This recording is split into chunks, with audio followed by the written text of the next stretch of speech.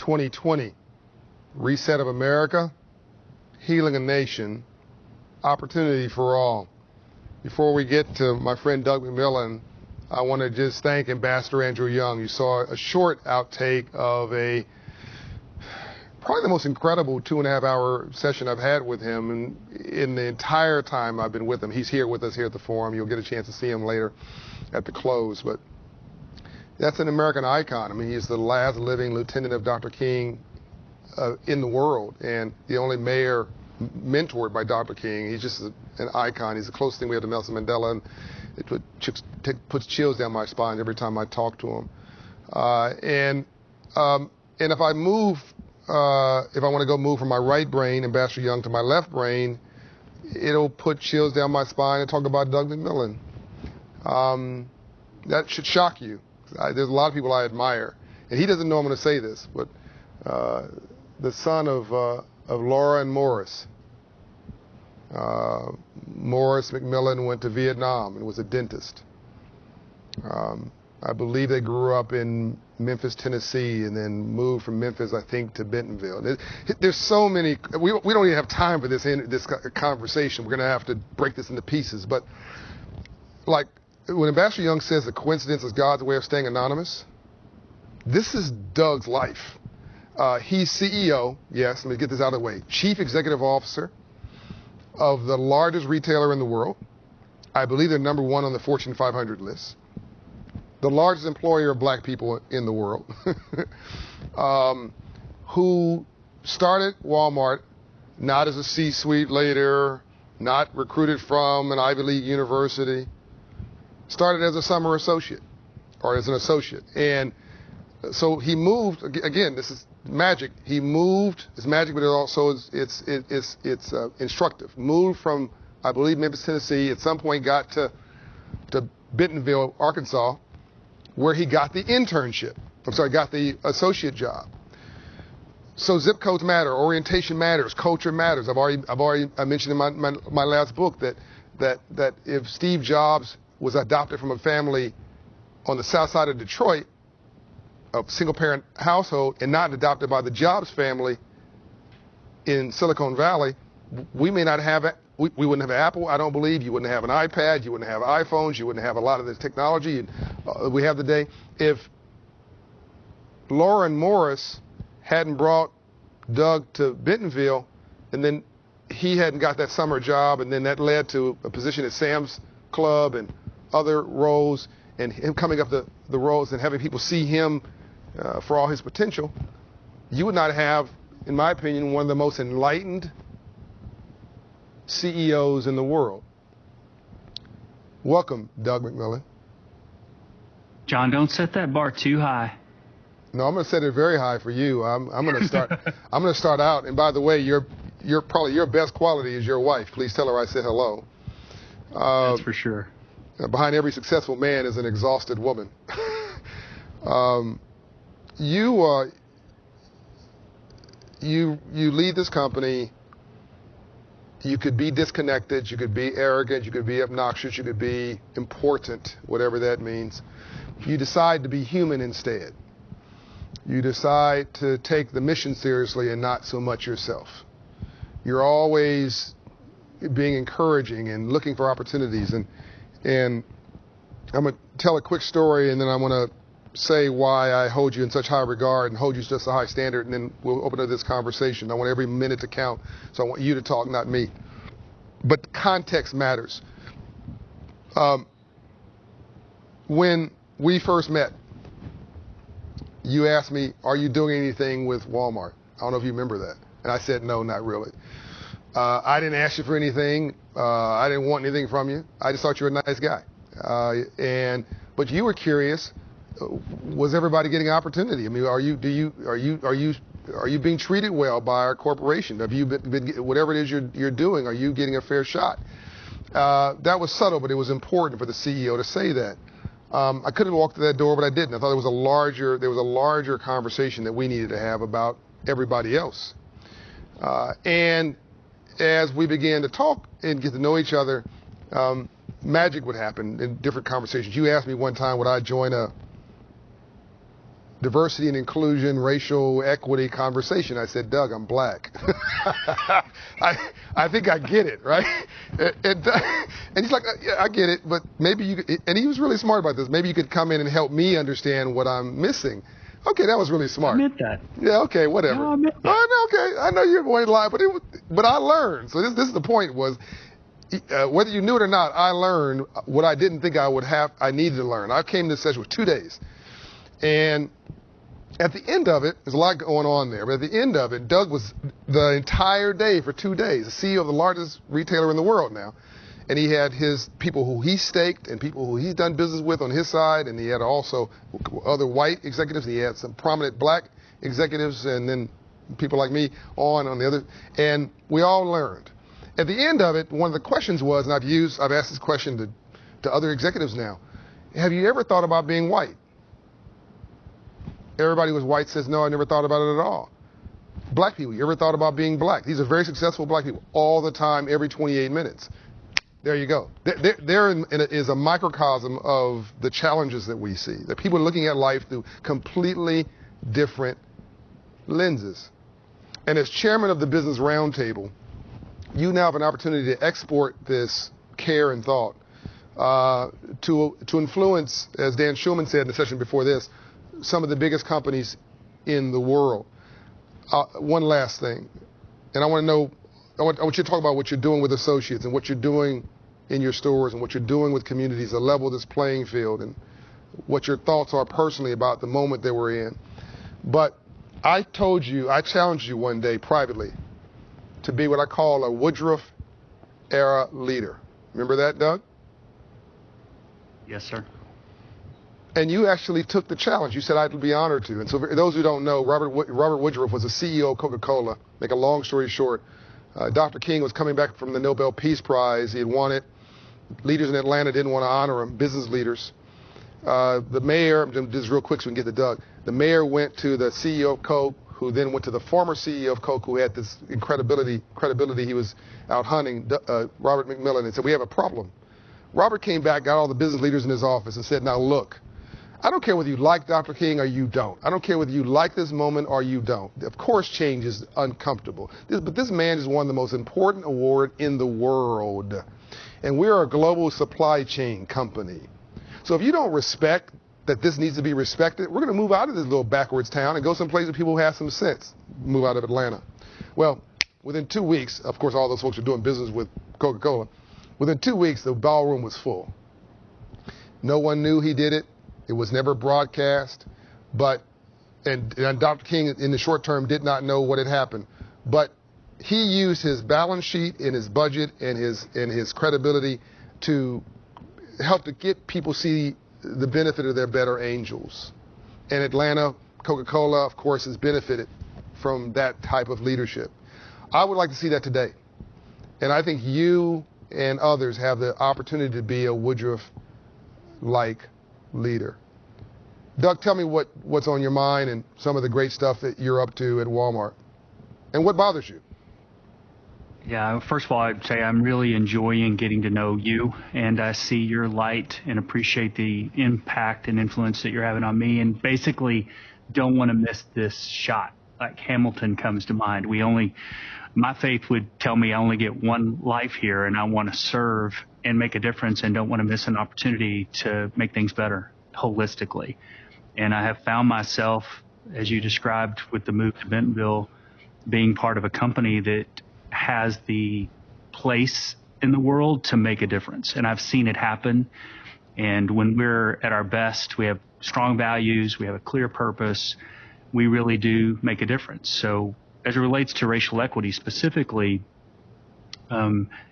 clearly there was work happening inside the company forever, always, progress made. It starts there. If you don't do everything you should do within the company, you don't have much of a voice and a right to speak. And we're not perfect here and have a lot of work to do. And to unlock everything that needs to be unlocked so that we can get there, the leaders, starting with me, have to keep listening and learning. And that's why I wanted you to come to the Racial Equity Institute, why I went through it twice, why I'll probably go through it again, and why I'll do other things. Because I am learning. I didn't think about being white. I now see the world a completely different way, understand a part of history that I didn't understand before, and feel like I'm making progress in that journey, and I'm trying to lead the company to be a better company.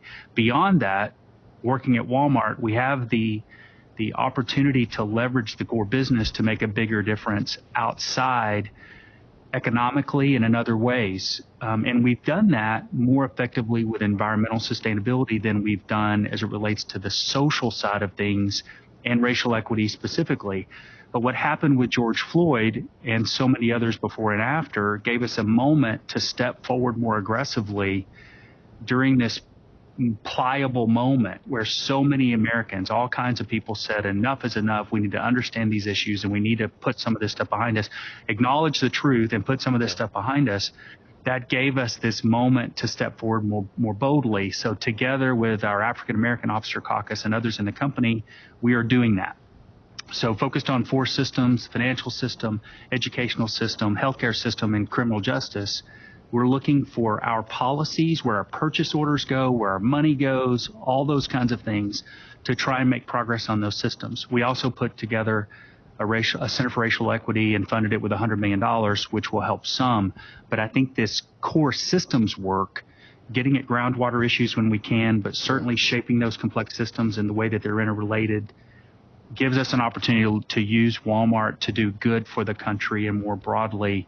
And that's what we're trying to do. So, Doug, it strikes me that you coming to work at Walmart as an associate at an early age allowed you to see the struggle of other working class people who had too much money at the end of their money and have compassion for those people.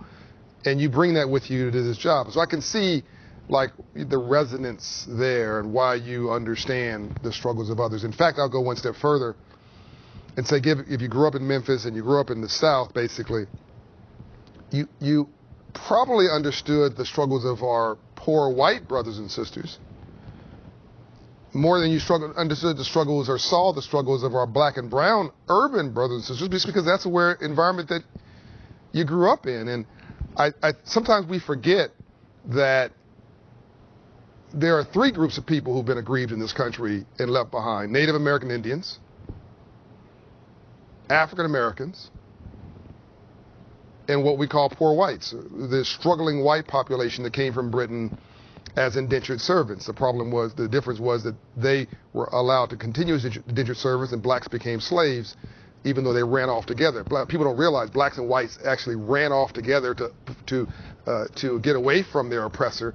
And in order to break that friendship up, the oppressor in the early 1600s gave when they caught all 3, 2 whites and 1 black, they gave the 2 whites a couple more years of indentured servitude, but they gave the black a life sentence. That was the beginning of slavery, effectively. And then they recreated the word white to differentiate the poor white and to line them up and to create black as this outlier effect that you then had to look down at. So we've had these poor whites and poor blacks almost unintentionally fighting at each other when really they should be brothers and sisters. They have the same struggle. Blacks more so because of slavery, but the same struggle or similar struggles. But we're spending all this energy throwing rocks at each other. And if I didn't know you, I'd say, well, you understand the struggling white, rural white dilemma, and a lot of your stories are serving these groups, these populations. But how do you understand the black dilemma? How do you understand where'd the compassion and empathy for what black America's coming from and through? Where'd that come from? Because I don't get that lineage. You picked it up somewhere. Is that mom and dad? Faith and a sense of fairness, and growing up participating in sports and having black friends to an extent. Sports. If you know what I mean. Yeah. Like we were friends at school and on the court, but when we went home, we led separate lives. Yeah. Which bothers me now because I could have done more to understand what was going on than I did at the moment. Yeah. But I do think your point about poverty is really super important. I mean, Dr. King's work underlines that same point. especially near the end as he really started focusing on that as a root issue. I was in a store a few months ago, and a customer was talking to a store manager in a way that I knew something was wrong when I walked in the store. And I saw them standing in the action alley and walked over to listen in. And this customer happens to be a white mom, is upset because we're out of stock on some items that she desperately needs, that she buys all the time, that are lower price point items that we sell. We would call them an opening price point. Okay. And with the pandemic, we've had way too many out of stocks. The supply chain got stressed, and it put more pressure, as this whole experience has, on people that are disadvantaged than it did those of us that are advantaged in so many different ways. One of the ways is if you had money and you knew what was going on, you stocked up early. And those that didn't have enough money at the end of the pay period, if they had a job, couldn't actually get what they needed, and they certainly couldn't afford premium products. Right. So she's letting the store manager have it. And as we engaged in a conversation with her, we later went on to hear and understand that she had $20 to make it till the end of the month. She had a developmentally disabled child who had been at home because school was closed, and she had a job and couldn't educate him, and her husband got laid off. She needed to buy gas. Just the stress of her life came out, and our store managers are sometimes counselors. That's what was happening in this case. That person could have been white, black, whatever. That common thread is one of the things we need to address, and I know that's a big part of your life's work. And in our case, we have a purpose that comes from our founder that says we save people money so they can live a better life, a better lifestyle. As Sam Walton was dying with cancer, that's what his words were to all the rest of us. The secret is if we all work together, we can help people. And that's probably the primary reason I'm still here. People forget, Doug, that Walmart was once founded by a poor white gentleman with a high school education, a pickup truck, and a storefront. And it's now, of course, become Walmart, but it was just his little vision made real. It's like that is the ultimate up from nothing story. And you guys have kept a lot of that fiber with you as you've grown. And there, of course, there's more poor whites in America during Dr. King's day and today than anybody else. Somehow black people became the poster child for poverty, but really there are more poor whites than anybody else. We're all in this mess together. And if you're middle class, you feel like you're poor with too much month at the end of your money. And that's why I think Walmart does a great job of leveling the cost basis playing field for most Americans. You've transformed that for communities. I think you've done things for associates, though, during this pandemic to give them a break. Specifically, Doug, what have you done for associates during the COVID crisis and the economic crisis, and for, if you want to extend on that, communities that you serve? Yeah, we were probably late in February, early in March, when it became clear to us there were 5 priorities that we had to have through the pandemic. In the beginning, John, it was really chaotic. We had stores in China. We kind of saw this coming in early January, but it didn't really start to sink in how significant this was until the beginning of February. And after scrambling, 24/7 to make decisions for a week or two, we were like, wait a minute, what are we trying to do here? Goal 1 became support our associates on the front line and keep them safe. Yeah.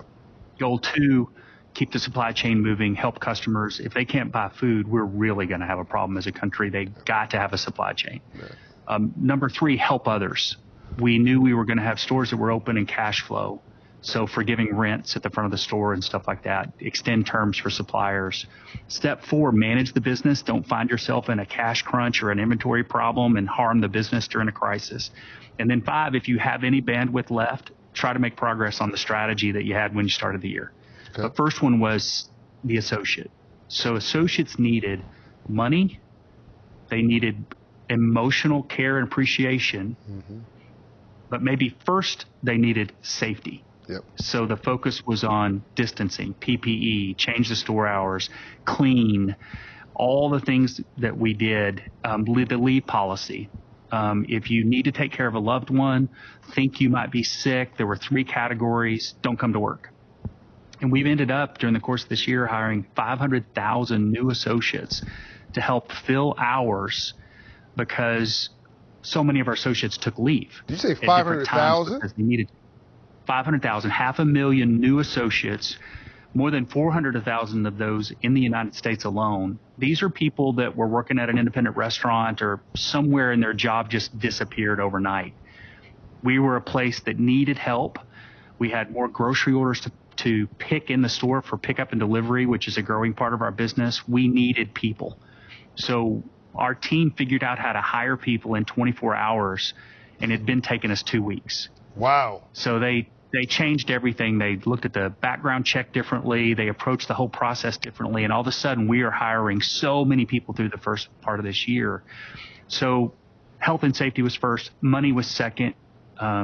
We've been raising wages over the last few years, would like to raise wages even more. Just recently, we announced another wave of increases for 180,000 people in the U.S. So we're trying to grow our sales, manage our margins, invest to compete in e-commerce, build an omni-channel business. And every time we get a chance, just keep bumping wages and benefits up. Don't take away cash bonuses. Don't take away equity match. We invest over $1 billion a year for people to own Walmart stock. I got a question in one media interview this year about, well, you're benefiting because the Walmart share price is going up. And I failed to answer the question well in the moment because I couldn't hear it very well. But we have over 250,000 Walmart associates that own Walmart stock. And wow. They are benefiting. Back to the point of wealth versus income. That's right. We want to build wealth for our associates, just like Sam Walton did with profit sharing when he initially set it up. So we've done some special cash bonuses, trying to protect the liquidity of the company while giving our associates as much as we can. So it starts with health and safety, then financial well-being, and then they need to be appreciated and supported. And there's this whole emotional and mental health aspect of getting up and going to work every day during a pandemic. You're worried about your safety, and so all of those things have been important to us. Yeah, and I want to come back to something I thought was shocking, but it makes sense. You have stores around the world, so almost, you have as much intelligence and maybe even better than governments in signaling problems that are ping-ponging that may be a global issue coming from around the world. So you were able to see what was going on in China through your stores there, I'm assuming, before it even made its way here. Right. Oh, in January. But I don't want you to think that we immediately knew in January how big of a deal this was going to be. In the beginning, it was like, what's happening? And China, this part of China is doing what? Our stores were closing. Our store managers, our country president in China all rushed in to help. And it took a few weeks for us to figure out just how significant this was going to be for all of us. Yeah. And you guys pivoted really, really well. I know my family goes to Walmart every week because we feel safe. You practice social distancing. You respect your associates. People have a good attitude because they're reasonably compensated and feel that they are not just, as Wayne Hamilton there told me, a black employee has to feel not just needed, but they have to feel wanted. And that the CEO has to be accountable for that at the top. We know we're needed. We don't know we're wanted. It's a big difference. You're paying your people a living wage now, aren't you?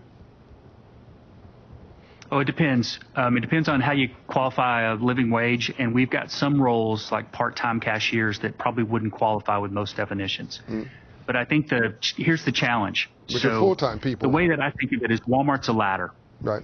And we want to have that first rung be at a position where you can get started. Right. If we go too fast on our minimum wage or the country's minimum wage and those lower rungs get eliminated, I think that'd be a problem. Right. So we think about part-time versus full-time, not just hourly wage, but cash compensation, right, quarterly bonus based on store performance, the whole suite of things. Right. And so what ends up happening is we've got about 75% of our store management that started as hourly. So we have a ton of people like me that just started at an hourly, wage, wanting a job for the summer or to make money for college or whatever, and they find themselves here 25 years later, and it's because they've climbed that ladder. So I think we're a system thinker. We're trying to create a meritocracy. Yep. That is opportunity. And a percentage of your associates also own stock, which you just mentioned, and share in the aspiration of the company.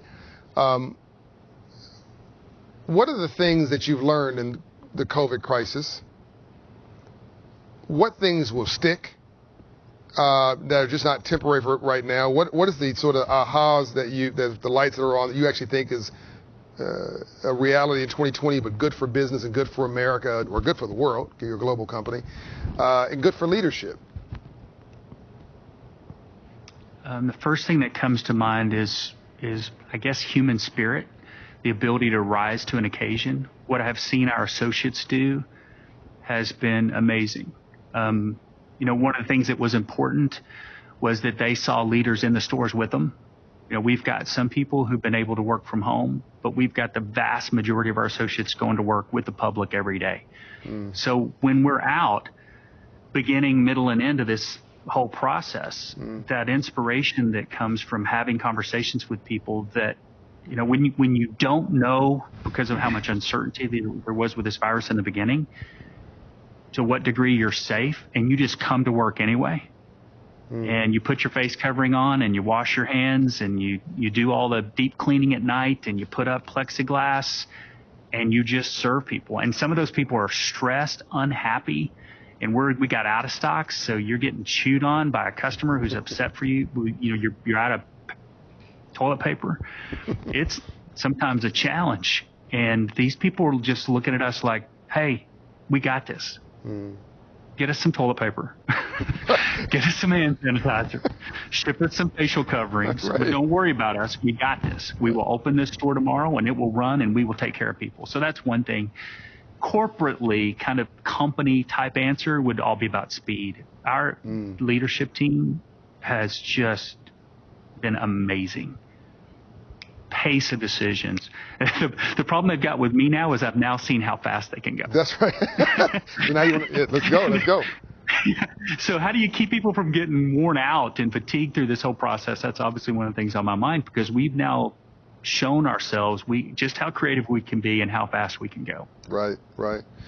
And in some ways you're a country. I mean, I can't turn on the TV without seeing Walmart being involved in one thing or another, just because of you're in every community and you're interacting with life and life's interacting with you.